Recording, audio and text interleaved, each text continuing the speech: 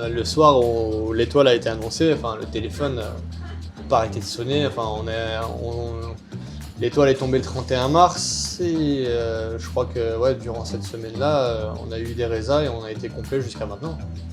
Donc de avril jusqu'à juillet, le restaurant s'est rempli en même pas 2 semaines, quoi. Donc c'est un vrai vecteur de. Ah non, c'est un vrai vecteur. vecteur. C'est un vrai vecteur pour le coup, ça, faut dire la vérité. Ouais, ouais.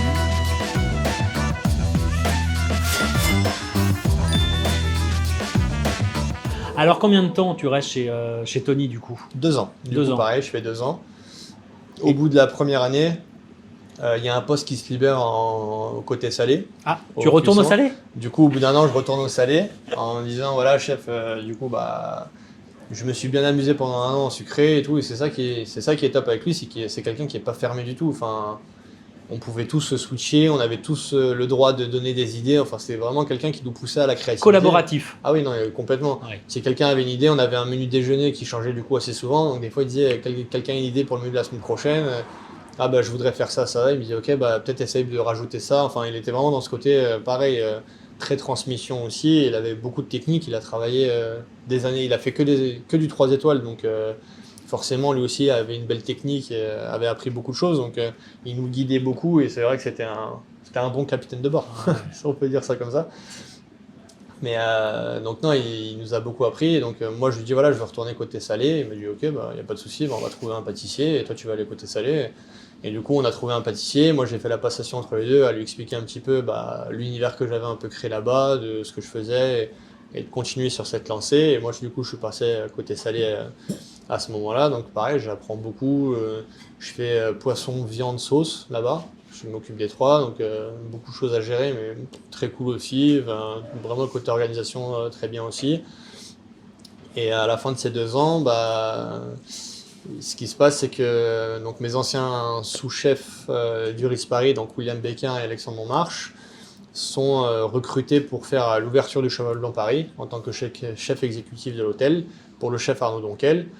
D'accord. Et Donc là on est au-dessus de la Samaritaine. c'est ça, Oui. c'est exactement. Et du coup, ils sont en train de recruter une équipe et forcément, ils ont besoin de gens de confiance et de gens qui connaissent. Et comme je vous dis, là-bas, le Ritz, c'était une famille, on a tous continué de se voir. Moi, ils sont tous venus me voir quand je travaillais chez Tommy pour goûter ce que je faisais. Enfin, ça a continué. Donc, un soir, il m'appelle, est-ce qu'on peut se voir et tout. Donc, je vais manger chez lui, il m'invite à manger chez lui et il me présente le projet en me disant est-ce que tu veux en faire partie? Et ouais, on va y aller.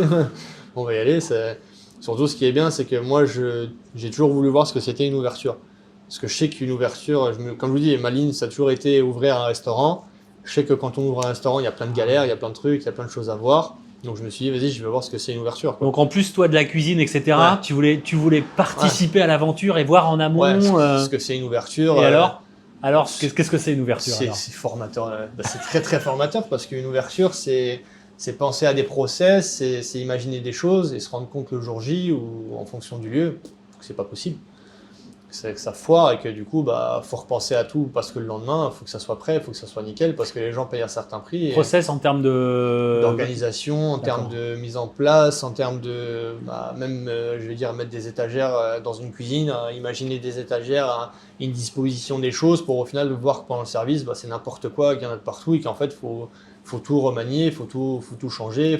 Là, tu nous dépeins un truc vraiment quasi militaire avec des trucs, c'est vraiment chaque chose à sa place, dans un ordre, dans un... Ah mais c'est très millimétré, surtout dans le genre d'endroit, c'est très millimétré. Vu le débit qu'on faisait, enfin, je pense dans n'importe quelle cuisine, quand vous allez dans une cuisine et que vous les voyez bosser, vous dites toujours « Ah, c'est très calme, c'est très carré, tout est bien pensé. » Le mec, quand il a ses trucs, il a sa mise en place juste en face de lui, il fait pas de mouvement inutile, ce genre de choses. C'est ça aussi, penser à une ouverture, c'est à faire le minimum de gestes, à avoir un process le plus carré possible pour que ça sorte le plus vite possible, le plus net possible, c'est penser à tout ça. Et c'est vrai que du coup, voir une ouverture en se disant, ok, on va mettre les assiettes au début ici, on se rend compte que c'est pas la bonne place parce que du coup, les gens se croisent et que du coup, ça fait des choses. Donc, on va mettre les assiettes à d'autres endroits et du coup, ce qu'on avait imaginé ici, on va faire autre chose. Parce que tu sais pas ce que tu vas cuisiner en plus.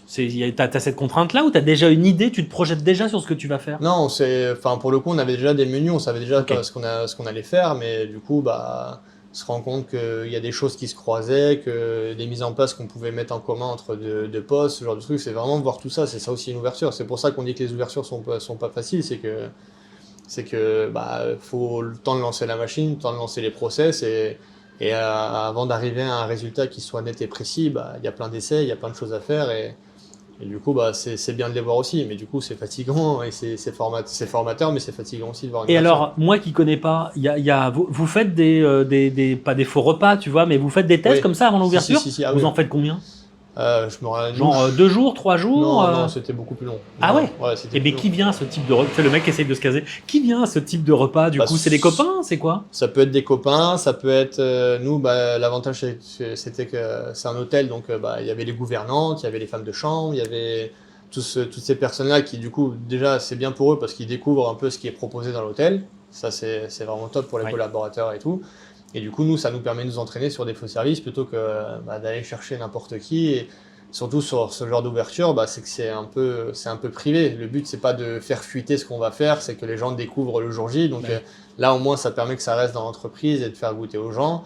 Mais ça nous a appris partout, quoi. C'est ce qu'on appelle nous les soft openings. C'est le nom que ça porte. Et du coup, c'est vrai que ça nous entraîne, nous, de se dire, ok, même ici, hein, ici aussi, ça a beau être petit, ça a beau être ce que c'est. Enfin, on a fait des soft openings ici, avec des petits services au début, on a fait venir des copains, des choses comme ça. Et on s'est rendu compte aussi que le jour J, on avait mis en place des process et à la fin du service, on s'est regardé, on s'est dit, On jette tout. c'est pas on jette tout, parce que les recettes étaient bonnes, mais plus se dire, là, l'organisation, c'était pas ça du tout. Et là, on a fait la moitié de la capacité du restaurant, c'est-à-dire que le jour où on fait le double de la capacité, c'est pas possible. pas possible, c'est n'importe quoi. Et si on fait ça pendant 2 semaines, au bout de 2 semaines, on est tous à l'hôpital ou sur les rotules parce qu'on est fatigué, parce qu'on court de partout. Et donc, voilà, on a changé des process. Il y avait des mises en place ou des choses qu'on dressait ici, au final, on les a fait ailleurs.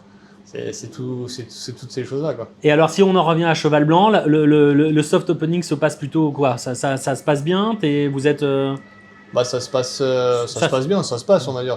Ouais. C'est vrai que du coup, on se rend compte que il y a des choses, ok, on peut pas faire ça, que là, on y arrive parce que on fait 30 couverts, mais que le jour J, on fera 100 couverts. Donc, du coup, il faut trouver une organisation, faut trouver des nouveaux process, faut être force de proposition aussi pour les chefs, parce que c'est ce qu'il faut se dire aussi, c'est qu'eux, c'est eux les chefs, c'est eux les capitaines à bord, mais c'est nous qui faisons la mise en place, c'est nous qui faisons l'envoi. Donc, à un moment donné, il faut aller les voir et leur dire, voilà, le chef, j'ai trouvé telle solution, je vais faire comme ça. Qu'est-ce que vous en pensez? Ils nous donnaient leur avis, on leur montrait, on leur dit voilà, du coup ça sort comme ça en faisant comme ça. Ils disent c'est bon, ça me convient, allez, on y va, on fait les choses, quoi. Génial. Mais du coup, c'est formateur, mais c'est fatigant aussi, quoi. Tu découvres cette nouvelle. On va dire que tu acquiers une nouvelle corde à ton arc, du coup, grâce à ça. Ouais, complètement. Génial. Et aussi le côté, c'est vrai que là-bas, on a beaucoup appris des sauces avec le chef Donkel, parce que du coup, on travaille avec le chef Donkel aussi au Tout Paris. Et ça a été une expérience très formatrice aussi en termes de goût, en termes de saveur. Lui, la façon dont il réfléchit les choses, c'est complètement différent des autres chefs qu'on a pu rencontrer. Qu'est-ce qui est différent? Par exemple, souvent, lui, la différence, c'est qu'il part souvent d'une sauce pour créer un plat. Et en fonction de la sauce, il va choisir là où les viandes qu'il utilise, les garnitures. Alors que souvent un chef à la base il dit ok on va faire un truc avec du filet de bœuf, qu'est-ce qu'on fait comme sauce? Du coup avec un filet de bœuf on peut faire ça, ou avec telle viande ou avec un agneau on fait ça. Ok, en ce moment il y a quoi de saison pour la garniture, qu'est-ce qu'on fait en garniture avec ça? Non, lui il part vraiment de l'idée de sa sauce en disant dans ma sauce je veux mettre ça, je veux condimenter avec ça, je veux faire tel truc. Et du coup de ça il se dit on va choisir telle viande parce que je pense que ça ira bien avec cette sauce et on va choisir. Il fait un peu le chemin inverse, donc c'est vraiment quelque chose de top. Et oui, il a une façon de réfléchir qui est très différente. Enfin, c'est une vraie cuisine d'instinct qu'il a où il peut modifier des choses en cours de route. Enfin, il fait des services aussi avec nous. Enfin, c'était un papa, on l'appelait. Pour le coup, c'est le père Donkel, c'est le chef Donkel. Enfin, c'est vraiment un papa qui est très proche de ses équipes, qui nous apprécie beaucoup. Pour lui, on est un peu ses enfants. Donc, il vient, il prend des nouvelles, il nous regarde faire. Il prend plaisir des fois à juste venir à côté de soi et nous aider à remuer, je sais pas, la purée, les choses comme ça, parce que ça le fait kiffer. Et nous, on est content, surtout avoir un chef à côté de soi comme ça qui qui cuisine, c'est génial. Enfin, Ouais. c'était dingue. Et c'est vrai qu'il a cette approche du goût aussi qui est très différente. Moi, je dis souvent, mon plus beau souvenir avec lui, justement, c'était sur le soft opening où on avait une sauce vierge condimentée avec une recette assez précise qu'il avait mis au point. Et le jour J, donc je commence à faire la sauce vierge avec lui, et il goûte, et il me regarde, il me dit vas-y goûte, et je goûte, et il me dit c'est bon, je dis ouais c'est très bon chef, et il me dit non c'est pas bon. Je lui dis ok, bon bah, c'est pas bon, d'accord. C'était toi ou c'était la recette qui Non, ne plaisait pas? c'est juste sur l'instant, Ouais. ça lui convenait Ouais, pas, ouais. et en fait il me demande d'aller lui chercher des ingrédients différents, il rajoute des petites vinaigres, il tiédit, c'était trop froid pour lui aussi, donc il l'a tiédi très légèrement, il change 2-3 trucs, il rajoute des herbes fraîches, des machins, des condiments. Et là, il goûte, et là, il me dit, vas-y, goûte. Et je goûte, et il me dit, là, c'est bon. Et toi, Et ton il- souvenir, il y a un Ah ouais, gap, il y a un gap. c'était un monde entre les deux. C'est-à-dire que c'était là et ce qu'il avait Ouais, fait. c'était encore au-dessus. Donc Ah ouais. c'est en ça que je me dis, ah ok, je comprends encore plus ce que c'est que l'excellence et surtout bah, ce que c'est qu'un chef 3 étoiles. Parce que chef Donkel, c'est un chef 3 étoiles surtout. C'est ça la différence, c'est de comprendre ce que c'est. Et Parce qu'on Et peut c'est- toujours faire mieux. mais c'est exactement sa phrase. On peut toujours faire mieux, on peut toujours s'améliorer. Je pense que c'est comme dans beaucoup de métiers, et il le disait souvent aussi, c'est pas lui qui l'a inventé, mais c'est dit dans beaucoup de métiers, c'est quand on pense qu'on est bon qu'au final on commence à régresser. Et lui, il pense jamais qu'il est bon. C'est ça qui est fort avec lui, c'est que même au niveau où il est actuellement, pour lui, il a toujours à apprendre, il a toujours quelque chose à faire et il pense toujours qu'il peut faire mieux. Donc c'est ça qui le pousse à se dépasser et à être toujours meilleur. Donc Pour toi, enfin pour toi, pour vous, ça doit être Ouais. enrichissant hein, de ah non, côtoyer des personnes comme ça. Hein. c'était très enrichissant, c'est sûr. Mm. Donc non, très très très bon et on pouvait lui faire des essais, enfin on lui faisait goûter des choses, il échangeait aussi pareil, toujours énormément avec nous, enfin c'est un super chef quoi. Et est-ce que tu avais un œil sur le sucré ou pas en même temps? Oui, toujours. Et c'était qui au sucré alors? C'était Maxime Frédéric du coup dans l'hôtel, donc c'était top et c'est pareil, ce qu'il faisait c'était dingue. C'était dingue et surtout ce qui touchait c'était fou, que ce soit les amenities pour aller en chambre, c'était des petits cookies. Fallait pas les laisser traîner. Ah ouais, il disparaissait. Ah, c'était Un pas cookie moi. disparaît. C'est pas moi. Non, c'est pareil, c'était dingue ce qu'il faisait. Le sourcing aussi qu'il avait était quand même fou. Enfin, les deux chefs sont normands, donc Maxime, il faisait venir énormément de produits de Normandie, de sa ferme familiale. Les noisettes, ça venait de sa famille aussi. Enfin, il avait un sourcing qui était vraiment, vraiment dingue. Les œufs qu'on avait même au petit déjeuner du Tout Paris, c'était les œufs qui provenaient de la ferme de la famille de Maxime Frédéric. Donc, Et j'imagine qu'ils n'avaient pas 3 semaines les œufs, hein, non. c'est ça hein? non, non, ils arrivaient avec des belles plumes, ils avaient plein de couleurs différentes, il y en avait des bleus, il y en avait de toutes les couleurs, donc c'était dingue.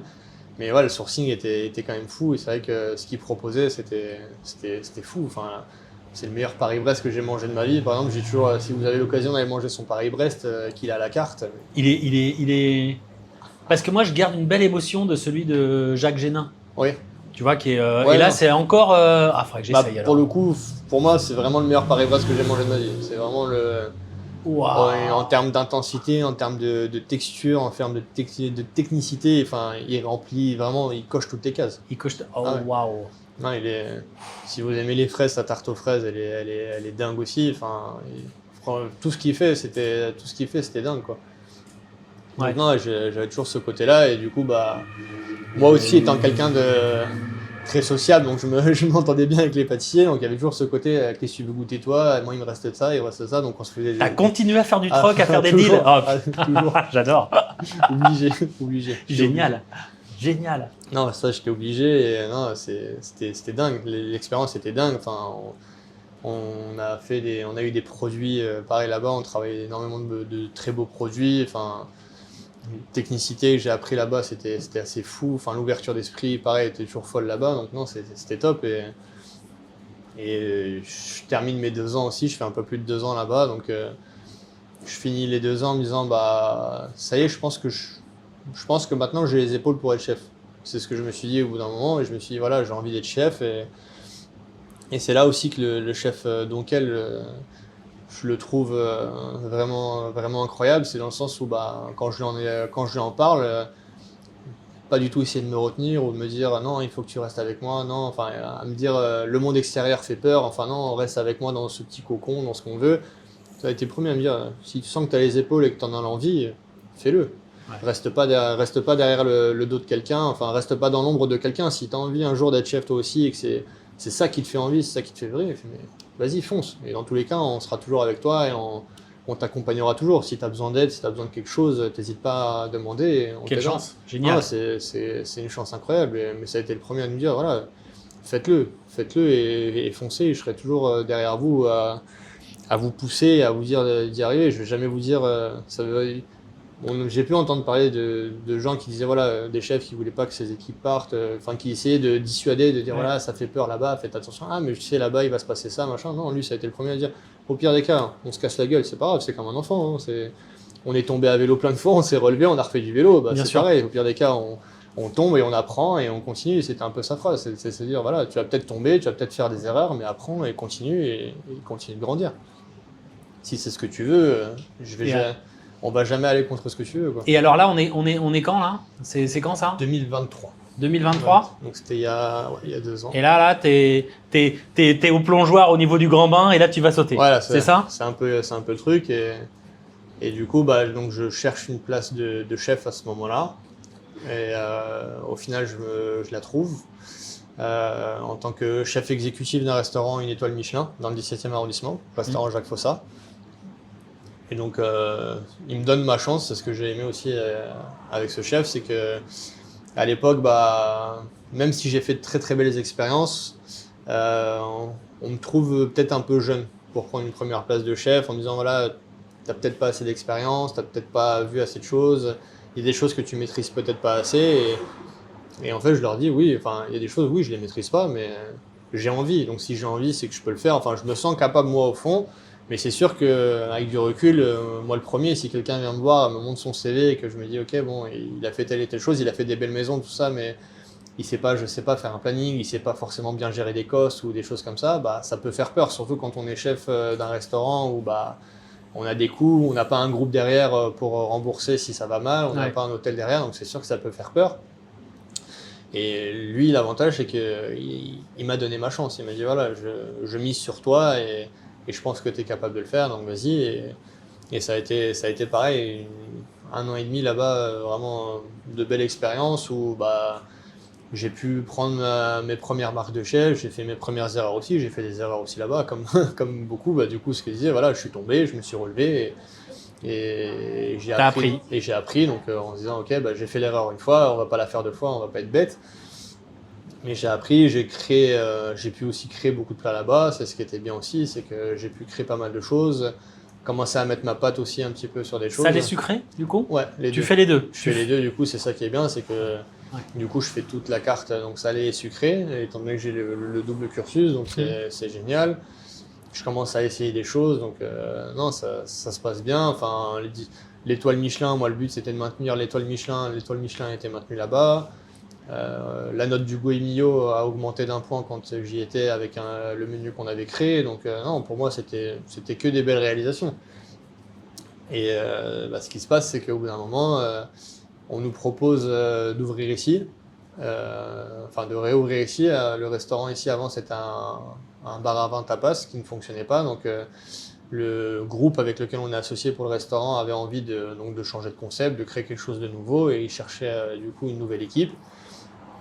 Donc, comme je vous ai dit, moi, ma ligne d'arrivée, ça a toujours été de dire je vais être chef de mon restaurant, d'un restaurant et de notre restaurant. Donc là, on nous propose ça en nous disant voilà, c'est le moment de le faire. On a ressauté, on s'est remis, comme tu as dit tout à l'heure, au bord du plongeoir. On avait encore au-dessus. Encore au-dessus.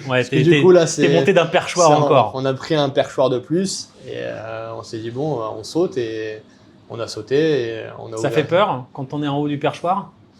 Au moment de signer, au moment de se dire ok, on y va, je file madame et je tente. Ouais, faut pas se mentir, on va pas dire non. Ça serait inconscient de dire non. C'est sûr qu'il y a des craintes, mais au fond de soi, quand on sait qu'on a envie de le faire, faut le faire. Et tu te sentais prêt? Cette année et demie justement à être dans le 17e, tu t'es dit je suis prêt, c'est le moment? Je pense qu'à ce moment-là, je me sentais prêt.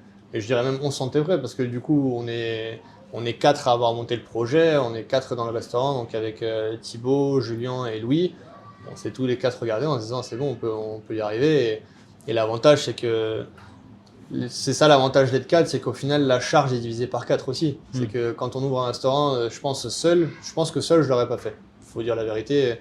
Si on n'avait pas divisé la charge par 4, c'est sûr que je l'aurais pas fait parce qu'il y a trop de choses à voir, il y a trop de choses à gérer d'un coup. Et pour une personne, je pense que je salue toutes les personnes qui arrivent à faire ça, qui ouvrent leur restaurant seul parce que déjà nous à 4, ça a été une grosse charge, donc j'imagine pas ce que ça doit être pour d'autres. Donc, Et alors c'est bon de faire avant d'arriver ici, c'est magnifique, mais du coup, ça veut dire quoi? Ça veut dire que vous avez tout refait, tout pété? Comment, Non. c'était quoi le lieu avant? Qu'est-ce que vous avez refait? Qu'est-ce que vous avez gardé? Raconte. La base, elle était quand même très bien, c'est ce qu'il faut se dire. Nous, on a fait très peu de travaux au final ici. On a mis un coup de peinture forcément pour mettre un peu notre identité. Avant, du coup, comme je disais, c'était un bar à tapas, donc il y avait toutes les bouteilles qui étaient sur les murs. Qu'on pouvait, en gros, on se levait, on prenait sa bouteille et il y avait Libre le prix, service. voilà, Tac, il y tac, avait tac. le prix affiché dessus. Donc ça, on a enlevé les murs, on a refait un peu les murs, on a remis quelques meubles, on a fait quelques meubles. Mais globalement, on n'a pas fait non plus des travaux énormes, donc c'est ce qui fait qu'on a pu ouvrir rapidement aussi. À la rigueur, ce qu'on a rajouté, c'est le pass ici, où on a rajouté cette extension pour pouvoir, du coup, moi, que je puisse dresser ici, avoir cette vue sur le client. Mais c'est tout ce qu'on a rajouté en plus. Et après, voilà, c'est rajouter un petit peu de la déco sur l'identité, sur des petites choses.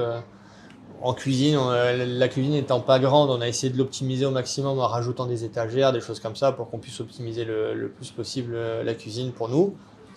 Et c'est tout ce qu'on a fait. Et après, du coup, voilà, créer l'identité. On a acheté des nouvelles chaises, les tables, des petits éléments de déco.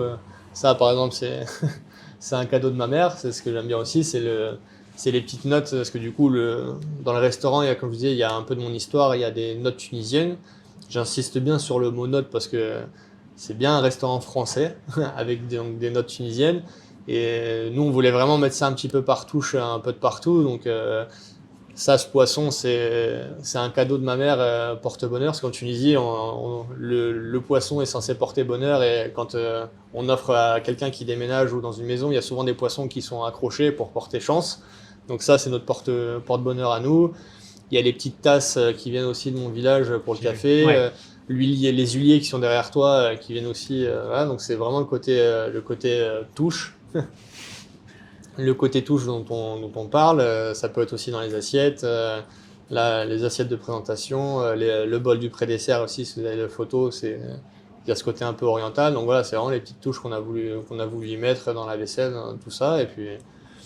Et puis après, on a créé la carte, on a créé tout ça et on s'est dit, Alors allez, on comment c'est le travail là? J'imagine que vous êtes tous les quatre à travailler sur la carte, à vous dire comment on fait, comment tu... Bah, ce qui est bien, voilà, c'est on travaille vraiment tous ensemble. Il n'y a pas de... Si quelqu'un a une idée, en fait, c'est ça qui est cool, c'est que si quelqu'un a une idée, il propose et en fait, avoir quatre cerveaux, ça va forcément plus vite de se dire, bah, ok, vas-y, on rajoute tel truc, on enlève telle chose, on échange énormément et c'est ça qui est top sur toute la carte. Et même Thibaut, qui est notre directeur de salle, inversement, en fait, il donne des idées aussi. Lui, sur le vin, ici, on travaille beaucoup, comme je disais, sur les côtés émotion. Oui. Et sur le vin, c'est vraiment le plus beau travail, je trouve, que fait Thibaut, c'est que il n'est pas sommelier de formation, donc il va vraiment plus jouer sur l'émotion, en fait, à goûter des vins et se dire, ouais, celui-là, j'ai eu un énorme coup de cœur. On le met à la carte, ou pareil, du coup, des fois, c'est Louis qui goûte et qui a un coup de cœur sur un vin, ou Julien, ou moi, et on se dit, ouais, on a tous adoré ça. Et des fois, on crée même l'inverse, c'est-à-dire que, comme nous a dit le chef d'Onkel, et où des fois, lui, il partait de la sauce pour créer un plat, Ouais. nous, des fois, on goûte un vin, on dit, ouais, ça a des notes de ça, ça a des notes de ça. Ah, du coup, on pourrait faire un plat ou un dessert en fonction du vin qu'on vient de goûter, et c'est ça le travail qui est cool aussi, c'est vraiment Génial. cet échange. Association mets et vin, quoi. Ouais, c'est ça. Et tout le monde donne de ses idées, c'est ça qui est sympa. Enfin, le dessert à l'olive, à la base, c'est Julien qui me disait, ouais, ça peut être cool de faire un dessert à l'olive. Après, ce qui est bien, c'est, enfin, moi, du coup, connaissant le côté pâtissier, et moi, ici, gérant la pâtisserie, je lui dis, ok, on a échangé à ce sujet-là, on a créé quelque chose. Et lui, il n'a pas du tout de technique, comme il disait, sur le côté pâtissier, il n'a pas fait de pâtisserie, donc il connaît pas trop. Donc, des fois, il me dit, voilà, je donne des idées, mais t'en fais ce que tu veux. C'est juste, voilà, je te donne un truc, et si ça t'inspire, tant mieux. Mais voilà, des fois, il dit, ouais, Olive, qu'est-ce que t'en penses? Ouais, ça peut être bien. On fait tes trucs. Donc, non, c'est le côté qui est top, quoi. C'est vraiment ce côté aussi. Et c'est ce qui fait du bien aussi à travailler ici, c'est que on aime bien dire que c'est un restaurant de copains, quoi. C'est quatre copains qui ont monté leur truc, leur Et resto. alors, les quatre copains, ils sont comment le vrai jour de l'ouverture avec les premiers vrais clients? Comment ils sont, les quatre copains, là? Ouais, Ils sont tendus un peu? pas tendu, mais disons quoi, il y a une Vous êtes petite prêts? pression. Voilà, après, on était prêts. C'est ça qui est bien, c'est que du coup, avec le soft opening, on a pu voir ce qui allait pas, ou justement les trucs où on s'est dit, ouais, on aurait foncé dans un mur directement. Donc ça, c'était bien, mais ouais, on était prêts. Et je pense que c'est ce qui a énormément plu, c'est qu'au final, on était près de l'ouverture et dès l'ouverture, on a tapé fort. Vous ouvrez quand alors On a ouvert le 27 août dernier, Donc 2024. Hein. 2024. Ok, donc un an. Allez, il y a un an. Là, ça Pour va faire résumer. bientôt un Ouais. an. Et Donc, ça prend tout de suite? pas tout de suite, parce qu'au début, le temps de se faire connaître et tout, Ouais. ça prend un peu de temps. Après, Qu'est-ce que tu penses qui fait que ça c'est quoi? Je dis n'importe quoi. Une citation ou une couverture d'un mag ou d'un truc. c'est ça. C'est quoi qui déclenche? C'est Le Figaro. Ok. C'est Genre Figaroscope ou un truc comme ça là? Emmanuel Rubin, Mm. qui du coup entend parler de nous, parce que du coup, les premiers journalistes sont venus et on commence à faire un petit peu de bruit, mais pareil, on remplit pas beaucoup le restaurant. Et du coup, monsieur Emmanuel Rubin vient manger un midi. Du coup, on lui fait découvrir aussi un peu des plats du soir, parce que le midi, c'est une carte différente du soir.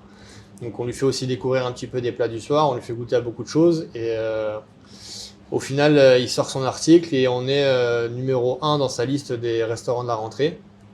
Tout en haut, on prend la meilleure note. Je crois qu'on a eu 8,5 sur 10, quelque chose comme ça. Donc, et ça a été le premier gros coup de pied pour le restaurant, où en fait, quand l'article est sorti, le téléphone, il a pas arrêté de sonner. Enfin, on se rappelle toujours, je pense qu'on s'en rappelle à chaque fois, c'est que le jour où l'article est sorti, c'était un vendredi. Le midi, on avait 4 couverts à 10h. À midi, on était complet, on était à 16, quoi. Et le soir, c'est pareil, c'est là où le resto a commencé à se remplir. Après, il y a eu plein d'autres journalistes qui sont venus au fur et à mesure et on a continué à avoir de bonnes critiques. Donc, c'est ce qui a continué à remplir le resto. Mais en tout cas, le premier gros coup de pied, c'était ça. Et alors, tu viens d'évoquer le truc. Tu nous racontes la différence entre le midi et le soir pour nos auditeurs ou spectateurs? Qu'est-ce qui fait que qu'est-ce que vous avez voulu faire le midi et le soir? C'est quoi les différences? Du coup, le soir, c'est un menu en 5 services ou un menu en 7 services. C'est des menus qui sont à l'aveugle, parce que du coup, comme tu as pu voir, la cuisine étant petite, on n'a pas pu se permettre d'avoir des plats à la carte, parce qu'on n'a pas l'espace de stockage pour. Et donc, on s'est dit, voilà, la meilleure façon, c'est de proposer des menus imposés. Pour nous, c'est plus simple en termes d'organisation, et surtout, là, au vu de l'espace qu'on a, ça permet aussi une fraîcheur. On reçoit tout tous les jours. On ne peut pas stocker d'avance, on ne peut pas faire des choses d'avance. T'as pas plusieurs jours de frigidaire ici. Non, ça arrive, c'est cuit. Voilà, ça arrive le matin, c'est traité dans la journée, c'est fait dans la journée. Mais donc ça veut dire que chaque jour, tu as un menu différent pratiquement? Non, du coup, non, on a le même menu tout le temps. Okay. Et du coup, on refait, globalement, c'est qu'on refait les choses quasiment tous les jours. Okay. Donc, fraîcheur absolue pour le coup, donc ça c'est cool. Mais des avantages, c'est que tu refais tous les jours la même chose et du coup, c'est un rythme qui est quand même soutenu. Et le midi, l'offre elle va changer à la rentrée. On va passer sur un menu déguste le midi également, en 4 services. Mais du coup, sur la première année, on voulait le midi avoir plus une cuisine de marché où on voulait se faire plaisir avec un entrée plat dessert qui change toutes les semaines, où on imposait l'entrée et le dessert parce que toujours problème d'espace, donc ça nous permettait nous d'avoir quelque chose de beaucoup plus carré. Et poisson et viande, donc qui changent toutes les semaines avec une garniture différente de chaque, et les gens avaient le choix entre les deux. Et le midi, on voulait vraiment avoir une cuisine où, je vais pas dire on poussait un peu moins le curseur que le soir. Le soir, on poussait vraiment le côté cuisine d'auteur, les choses assez marquées. Le midi, c'était plus apporter des twists sur une cuisine gourmande, très française gourmande. Ça peut être une blanquette retravaillée, ça peut être une poule au pot. On a fait une poule au pot marron cassis estragon par exemple, quelque chose comme ça, où on a porté des twists. Ce que avait beaucoup aimé Emmanuel Rubin, c'était un poireau vinaigrette au curry, c'était retravailler un céleri rémoulade, retravailler un pain perdu en dessert, enfin avec des twists un peu différents, en apportant des petites touches en plus qui fait qu'on a envie de revenir. Mais le midi, c'était vraiment de la gourmandise, c'était que les gens viennent et mangent quelque chose de gourmand. Le soir, voilà, on poussait un peu plus des curseurs avec des touches tunisiennes un peu plus le soir. Enfin, les touches tunisiennes étaient surtout le soir, pas forcément le midi. Donc voilà, c'était vraiment avoir deux entités un petit peu différentes pour que... Et c'est quoi du coup les touches, ce que tu dis, les touches tunisiennes, c'est quoi? C'est dans les épices? C'est dans quoi que tu les définirais? C'est plus dans le travail des condiments, c'est dans l'art de la table aussi. Donc les assiettes, comme je vous ai dit. Oui. Le soir, notamment, ce qu'on a mis en place, c'est que quand vous arrivez, il y a un côté art de table un peu à la tunisienne où quand on va manger chez quelqu'un en Tunisie, quand on se pose, les tables sont remplies de nourriture, il y en a un peu de partout parce qu'on a envie de goûter à tout et c'est un peu notre façon de recevoir. Et du coup, nous ici le soir, on s'est dit on va recevoir un peu pareil, où dès que le client arrive, il a deux canapés différents il a un amuse-bouche, il a un verre avec un consommé qui reprend toutes les saveurs de son amuse-bouche. On a le pain de semoule, recette tunisienne, l'huile d'olive sourcée à Sfax en Tunisie, ma région d'origine. Donc tout ça qui arrive d'un coup sur table, donc ça fait vraiment ce côté où il y a beaucoup de choses sur la table d'un coup et le client dit genre, ah ouais. Et ça lui permet aussi de prendre le temps aussi pour commencer, de se poser. Et nous, du coup, en amont, ce qui est bien, c'est que c'est aussi dans ça que c'est réfléchi, c'est que même si ça fait beaucoup de choses à envoyer dès le début, derrière, nous, ça nous donne le temps en fait, de tout portionner, de tout dresser, parce que du coup, comme c'est des gros menus, des choses comme ça, ça nous permet, voilà, le temps que les clients mangent tout ça, ils en ont pour entre 5, 10, voire 15 minutes, s'ils ont des apéritifs aussi en plus, ils ont envie de parler, goûter l'huile, poser des questions, tout ça. Donc nous, derrière, ça nous permet de dresser toutes les entrées, de portionner. T'imposes ton rythme quelque part sans l'imposer. Sans l'imposer, sans que génial. Le client s'en rende compte. Et au génial. final, ça lui fait passer un moment. Et c'est ce qui est cool, c'est que des fois, des clients sortent d'ici en disant ça fait 2 heures que je suis à table ou 2h30 et je m'en suis pas rendu compte parce qu'ils ont pris le temps, parce qu'ils ont goûté. Et donc voilà, après le côté tunisien, donc c'est ça, c'est le pré-dessert et le dessert chocolat, donc mes souvenirs d'enfance, c'est des condiments, ça peut être là en ce moment on fait un condiment slata méchoui. Slata méchoui, c'est une sorte de condiment qui accompagne les barbecues en Tunisie, où normalement c'est plein de légumes du soleil, aubergines, poivrons, tomates, oignons, de l'ail, du piment, brûlé sur le barbecue, mixé, là on l'a retravaillé en siphon. Ça peut être des petites touches où on a travaillé l'eau de géranium, le jasmin. Je fais découvrir aussi l'hiver dernier aux clients, on avait fait un apicius, on avait retravaillé un canard apicius, on avait fait un colvert apicius. Et en plus de ça, on avait rajouté de l'eau de Nesrine. C'est l'eau florale d'églantier. C'est une eau qui est très utilisée dans la cuisine nord-tunisienne. Donc vraiment, c'est des petites touches comme ça qu'on vient rajouter sur une grosse base quand même de sauce et de cuisine française, quoi. Génial. Donc c'était plus là-dedans et c'est ce qui a plu au final, c'est ce qui a fait aux gens. Les touches aussi, c'est le ras el hanout. Moi, j'ai ma grand-mère qui fait son ras el hanout en Tunisie, donc je le travaillais aussi au restaurant. On a fait une entrée, c'était chou-fleur, marjolaine, comté et ras el hanout. Donc voilà, base française, enfin comté, ce genre de choses. Ouais, génial, avec une touche. Donc vraiment, c'est vraiment le côté où c'est des notes en fait qui viennent ponctuer, relever un petit peu le truc. Et la base ici qu'on travaille du coup tous les quatre, c'est vraiment l'identité, c'est principalement les vinaigres, les herbes et les épices. Il y en a toujours 2 sur 3 dans chacun de nos plats, voire des fois 3, mais c'est vraiment le fil conducteur du repas. Et c'est pour ça que par exemple à côté de toi, tu as aussi tous les vinaigres qu'on fait nous-mêmes, qui servent du coup à la carte du restaurant. Ouais, je vois ici là. Génial. Qu'on s'est permis de faire en amont et qui change aussi en fonction des saisons, enfin qui change en fonction des plats. Et ce qui est cool aussi avec ça, c'est aussi mettre en avant un peu ce côté, je dirais peut-être zéro déchet aussi. C'est que, donc là, tu les prépares et après tu les utilises. Voilà, on les fait macérer et ensuite on les utilise. Et tu as ce côté zéro déchet où en fait souvent pour faire nos vinaigres, en fait on vient prendre les parures de légumes, de choses comme ça que des gens pourraient jeter. Et en fait on leur dire non, tout le produit peut être utilisé en fait. On peut se servir de tout pour créer quelque chose. On peut faire des poudres, on peut faire des hydratés, c'est ce qu'on dit. On essaie de réutiliser à chaque fois le produit. Quand on faisait on avait fait un amuse-bouche autour de la betterave, toutes les parures de betterave, on faisait un vinaigre de betterave qui venait du coup servir à faire notre vinaigrette à la betterave. Donc il y avait vraiment ce côté, un circuit, la boucle est bouclée, quoi. Ouais, bien sûr. Ouais, c'est génial.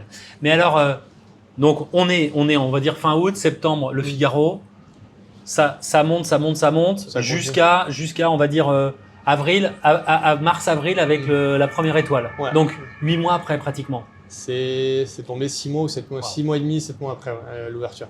Et là, deuxième claque après le Figaro ou... Ouais, après tous les articles qu'on a pu avoir où globalement on était bien vu par la presse et c'est vrai que ça nous faisait plaisir de dire que notre travail est reconnu parce qu'au final on se donne beaucoup ici, enfin on fait des grosses journées, il y a beaucoup d'investissement personnel pour le restaurant de la part de nous quatre. Donc qu'on soit reconnu, ça nous fait plaisir de voir que les gens adhèrent autant au projet, adhèrent autant à l'identité du restaurant. C'était surtout ça.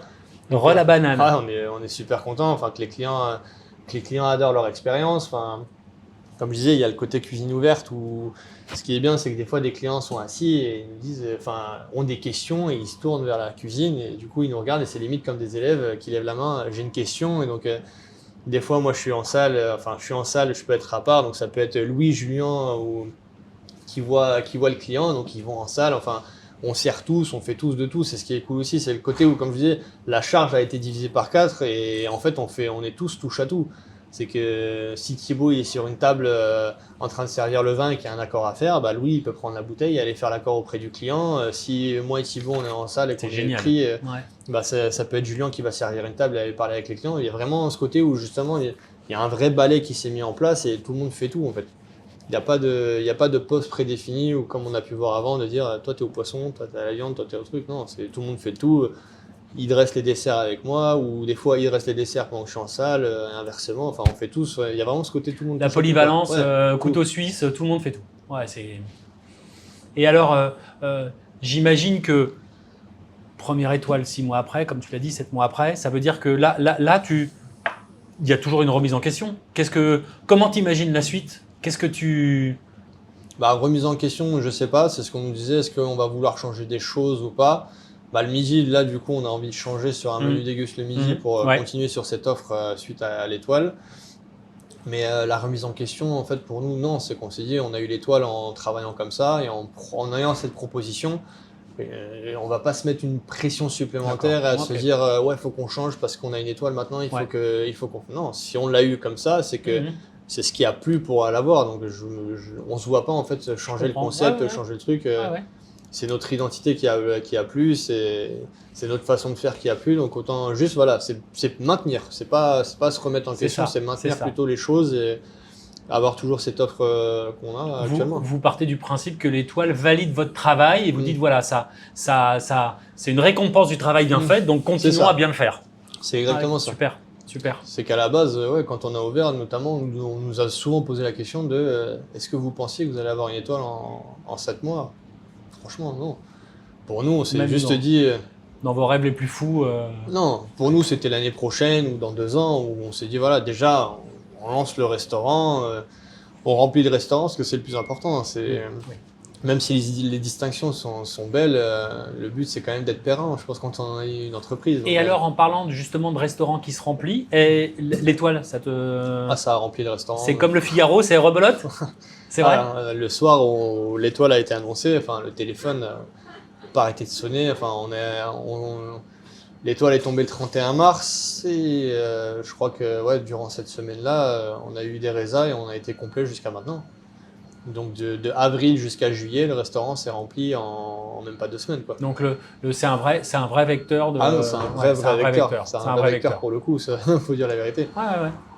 Après, ce qui ici, c'est que le restaurant étant petit, on avait envie de ce côté intimiste. Oui. On peut faire jusqu'à 15 couverts. Donc avant, on avait cet avantage de remplir le restaurant facilement, mais on le remplissait, on va dire, peut-être plus sur 2 semaines, 3 semaines à l'avance. Là, être rempli sur des mois à l'avance, c'est vrai que ça enlève une pression. Il faut se dire ce qui est, c'est qu'on se dit, voilà, on est tranquille, on sait qu'on va faire du monde, donc on va pouvoir T'as toujours d'autres trucs qui sont dans ta tête, mais au moins celle-là, elle est de côté. Se dire, il n'y a pas ce truc de si on ne remplit pas, comment on va payer les fournisseurs, comment on va payer telle ou telle chose. Là, au moins, d'être rempli, ça enlève cette pression aussi. Et alors, maintenant que tu as ton affaire, une étoile, pas quel conseil, mais qu'est-ce que tu dirais au petit Youssef d'il y a 10 ans qui termine sa formation, qui est encore en formation? Qu'est-ce que tu lui dirais? Qu'est-ce que je lui dirais? Je pense que je lui dirais, tes efforts, ils vont payer à un moment donné. Donc, même si des moments tu doutes, parce qu'on n'y pense pas souvent, mais c'est beaucoup de remise en question aussi, c'est beaucoup de doutes, beaucoup de craintes. Même si des fois, on voit des chefs, on pense que ça peut être des têtes brûlées, des choses comme ça. Enfin, c'est aussi beaucoup de réflexion, c'est beaucoup de remise en question, c'est beaucoup de craintes. Des fois, de se dire, est-ce que je suis sur le bon chemin? Est-ce que je fais bien les choses?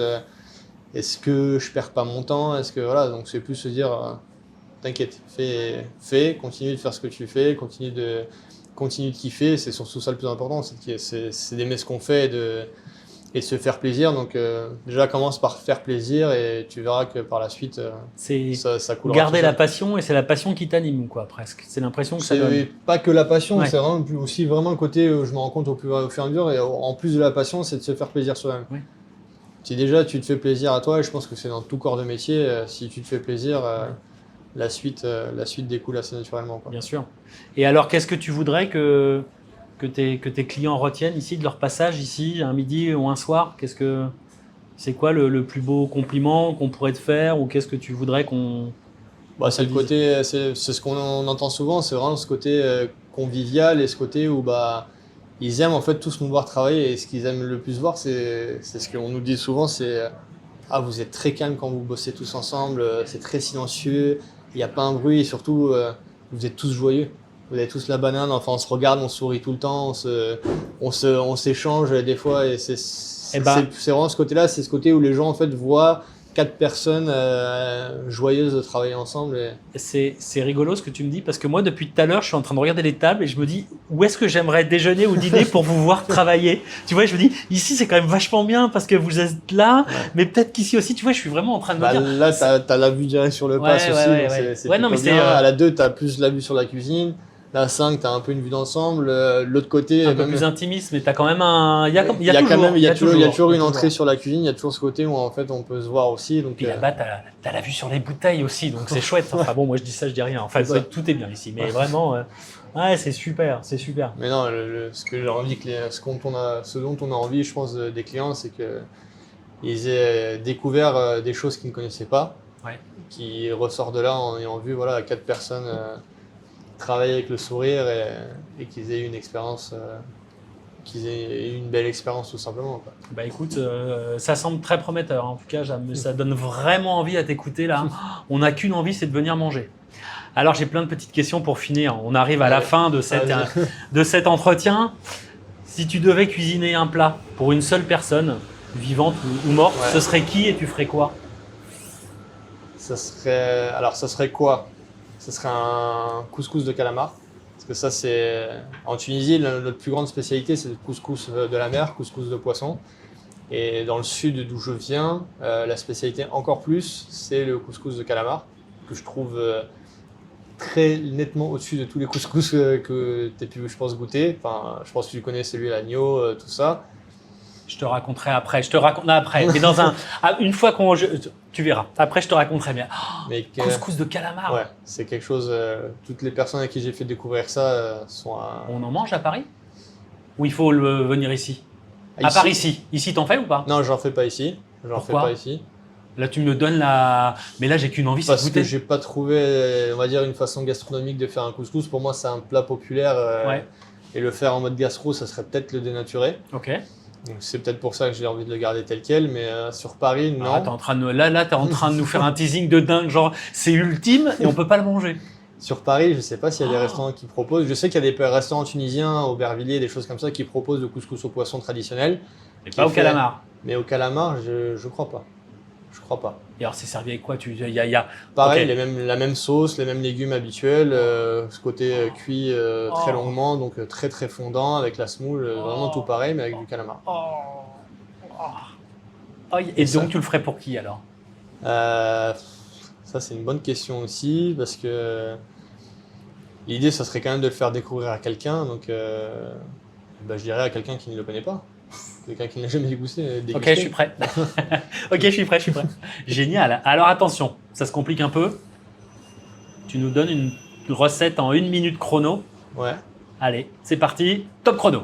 Pour le coup, moi, ce que j'ai pensé quand je regardais tes vidéos, c'est que on parle souvent de très beaux produits, enfin de produits frais.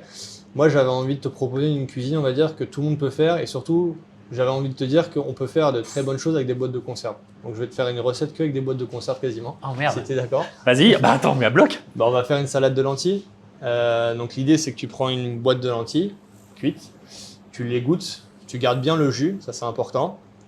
À côté de ça, tu prends une boîte de thon, pareil, tu l'égouttes, tu mélanges les deux. Tu prends du pesto, tu mets ça à part de côté. L'idée c'est que tu prends une betterave aussi cuite sous vide, tu gardes le jus aussi, tu la découpes, tu la mets dedans. Tu prends, allez, on va dire 2 échalotes, tu les éminces finement, tu les mets dans de l'eau glacée pour enlever ce côté un peu acre. Tu les fais mariner après dans du jus de citron et zeste de citron vert, une bonne demi-heure. Tu mélanges ça, tu mets tout ça dans ta salade. Tu prends des tomates confites, tu récupères l'huile aussi, ça c'est important. Tu les haches un petit peu, tu les mets dedans. Et ensuite, tu vas faire une vinaigrette, donc avec un peu de tout ce que tu as récupéré. Tu mets moutarde, sel, poivre, le jus de lentilles, le pesto, Tu mets le vinaigre, je dirais, qui traîne chez toi, celui que tu as. Idéalement, vinaigre de vin rouge ou un bon Xérès, mais si tu as du vinaigre de cidre ou quoi, pas de souci. Tu mets dedans.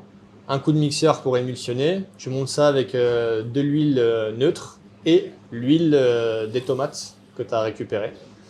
Un peu de pesto à la fin pour donner un peu de fraîcheur à ça. Et ensuite, ta vinaigrette, tu mélanges avec ta salade. Et puis, tu as une bonne salade de lentilles faite avec des conserves. Comme quoi, on peut faire quelque chose de bon avec des conserves aussi. J'adore. Oh là là. Oh. Bon, alors la question suivante, tu me l'as un peu déjà dit quand même, je te l'ai posée juste avant. Qu'est-ce que tu voudrais que tes clients retiennent de cette expérience ici, dans ton restaurant? Vraiment, je dirais peut-être découvrir des nouveaux produits, des nouvelles choses. On aime bien leur faire découvrir ce qu'ils ne connaissent pas. C'est ce qui plaît, je pense aussi. C'est ce qui a autant plu aux gens, c'est de découvrir des produits qu'ils n'ont pas l'habitude de déguster, qu'ils aiment aussi des produits qu'ils n'aiment pas habituellement. C'est ça, je dirais que des fois, c'est peut-être ça aussi le plus beau compliment qu'on ait, c'est le fait d'imposer le menu fait que des gens en fait viennent déguster des choses qu'ils n'ont pas l'habitude de manger ou qu'ils ne mangeraient pas si c'était sur une carte. S'ils avaient le choix en fait, comme je t'ai dit, on travaille des choses un peu insolites, on aime bien rajouter des choses. On a fait un dessert baba, fenouil et agrumes. Il y a des gens, je pense que tu mets ça à la carte dans un restaurant, il va en vendre 3 par semaine et puis voilà. Alors que là, le fait de l'imposer, les gens découvrent, les gens adorent et te disent ah ouais, du fenouil dans un dessert, j'aime beaucoup. Et du coup, le plus beau compliment, c'est de faire aimer aux gens ce qu'ils n'aiment pas. Il y a plein de gens qui nous ont dit, quand on a fait la mousse-bouche à la betterave, ah, j'aime pas la betterave, là vous m'avez fait aimer la betterave, ah, j'aime pas le fenouil, vous m'avez fait aimer le fenouil, j'aime pas l'olive, vous me faites aimer l'olive. Donc je dirais que c'est peut-être ça le plus beau compliment au final qu'on puisse avoir, c'est de faire aimer aux gens ce qu'ils n'aiment pas. Génial. Alors on continue toujours. Mes questions un peu pas bizarres, mais si tu devrais ouvrir un restaurant dans un autre pays du monde, ce serait où et tu ferais quoi? Dans un autre pays du monde? Ouais. Ou un autre endroit, pas forcément pays, parce que j'ai pas mal de chefs qui me disent ah mais moi j'irai dans le sud-ouest ou j'irai en Corse. Ou donc quand j'y allais en dehors de comme on est ici à Paris, en dehors de Paris, ce serait où? Tu ferais quoi? Je me suis jamais posé la question de où j'ouvrirais en dehors de Paris, parce que j'ai toujours grandi et vécu en banlieue parisienne et à Paris, donc c'est vrai que je me suis pas rarement projeté. Ouais. Mais je pense que si j'ouvrais ailleurs, ce serait plutôt dans une ville cosmopolite. Parce que du coup, Paris, ce que j'adore, c'est le côté cosmopolite. Donc pourquoi pas un New York, Los Angeles, un Tokyo, ce genre de ville. Et quitte à faire un concept un peu insolite, autant faire un bar à couscous. Un bar à couscous? Ouais. Et justement proposer un peu des offres différentes en disant on peut un peu pimper son couscous comme on veut et on a le choix entre 3 bouillons. Un bouillon végétarien, un bouillon viande et un bouillon poisson. Parce que du coup, couscous tunisien, un couscous de poisson. Donc faire découvrir le couscous de poisson dans une ville cosmopolite, ça peut être sympa aussi. Ouais, j'adore. Allez, plus que 2 questions et je te libère. C'est quoi ton plaisir coupable en matière de bouffe? T'as un truc qui te... Ouais. Ouais. Ouais. Alors, vas-y. Je pense que c'est le plaisir de beaucoup de chefs et souvent on le dit pas, mais moi c'est les sucreries. Ah, les bonbons, faut pas me laisser un paquet de bonbons à côté de moi parce que ils peuvent vite partir. Il y en a un où tu peux tout manger d'un coup. Moi, par exemple, je peux l'avouer, moi tu mets des fraises, on ne dira pas la marque là, tu vois, mais je peux me faire un paquet en... Ouais, ok, ça. On me dit là-bas, on m'a fait, ouais, d'accord, ok, je peux me faire un paquet très vite. Toi, c'est quoi? Il y a un truc, toi? Non, franchement, tous tous les bonbons. Ah ouais, bonbons. tous. Ah, je les aime tous et ça peut vite partir. Ça, c'est quelque chose, ouais. Faut pas me laisser des sucreries à côté. Ouais. Et ta Madeleine de Proust, alors? Ce plat qui te ramène direct à ton enfance, ce serait quoi? Ah, pareil, il y en a plein. Hein. Il y en a plein parce que du coup, ma mère cuisinait beaucoup et aimait beaucoup ça, mais je pense que en vrai, ce que je préférais le plus étant jeune et que je demandais souvent à ma mère de faire, c'était gratin dauphinois aux 2 saumons. Elle faisait un mélange de saumon frais et saumon fumé, dans les 2. Ouais. C'était dingue. Franchement, c'était dingue et je pense que ouais, c'est peut-être ma Madeleine de Proust. Ça fait très longtemps que j'en ai pas mangé et à chaque fois que j'en remange, il y a ce côté où je retourne un peu en enfance. Génial. Canon. Alors attends, c'est fini, mais pas tout à fait. J'ai un dernier petit truc. Je me lève, je disparais, hop, et je réapparais pour ta photo, bien sûr. Regarde. On va terminer par une belle photo de toi. 1000 merci. Merci beaucoup. C'était, Je me régale en t'écoutant. Je me suis régalé en t'écoutant. C'était magnifique. On a passé un moment sublime. C'était canon. Mille merci. Oh, quel beaucoup. Sourire. Bon, bah, génial. Merci à toi. Merci beaucoup. Bon été. Ouais. Merci beaucoup. Et puis on se voit à la rentrée. Ouais, avec grand plaisir. Et voilà, j'ai toujours une petite nostalgie, moi, à la fin des tournages, parce que, voilà, on a vécu un moment qui était vraiment génial avec le chef Youssef. Il est très inspirant, hein, ce jeune homme, et j'ai hyper envie de venir goûter à la fois sa cuisine, à la fois son couscous qui a l'air incroyable. Je trouve, il m'a dit après en tips, allez, je vous le dis, que vers Belleville, ça doit se trouver. Donc je vais aller vers Belleville, je vais essayer de trouver ça là, cet hiver, un bon couscous tunisien comme il nous l'a dit. Voilà, donc mille merci à lui. J'espère que vous aussi ça vous a plu. Donc si ça vous a plu, qu'est-ce qu'on fait? On fait des pouces bleus, on like, on commente, on partage. N'hésitez pas à me dire hein, si vous avez des envies de chef, me le dire. Hein. Moi, il a cité 2 ou 3 noms de chefs ou de pâtissiers que j'aurais tellement envie de recevoir ici. Voilà, merci les enfants. Je vous dis à la semaine prochaine pour les chefs se mettent à table. C'était Toto chez Youssef. Voilà, salut à tous. Allez, je m'en vais. Au revoir.